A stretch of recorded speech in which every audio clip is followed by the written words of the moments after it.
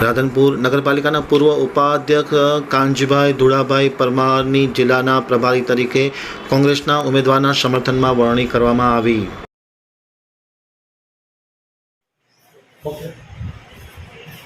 હું પરમાર કાનજીભાઈ ધુળાભાઈ, રાધનપુર નગરપાલિકા પૂર્વ પ્રમુખ, કારોબારી ચેરમેન અને પૂર્વ પ્રમુખ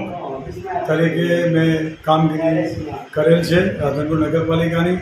અને રાધનપુર શહેર કોંગ્રેસ પ્રમુખ તરીકે 15 વર્ષની કામગીરી કરેલ છે, જેને ધ્યાનમાં રાખી રાધનપુરમાં કોંગ્રેસ પાર્ટીએ રાધનપુર વિધાનસભાના પ્રભારી તરીકે જે મારી નિમણૂક કરી છે એ બદલ અમારા પાર્ટીના પ્રદેશ પ્રમુખ તેમજ વિપક્ષ નેતા અમિતભાઈ તેમજ જિલ્લા કોંગ્રેસ પ્રમુખ તેમરભાઈ અને ચંદનસિંહ જે લોકસભાના ઉમેદવાર છે એમને જે મારી નિમણૂક કરી છે હાલમાં, એના અનુસંધાને હું પાર્ટીને વફાદાર રહી અને જે કામ કરું છું તે પ્રમાણે કામ કરતો રહીશ, અને આ વિસ્તારમાં કોંગ્રેસને જે વધુમાં વધુ લીડ મળે એવા પ્રયત્નો કરીશ. પાર્ટીએ મને ખૂબ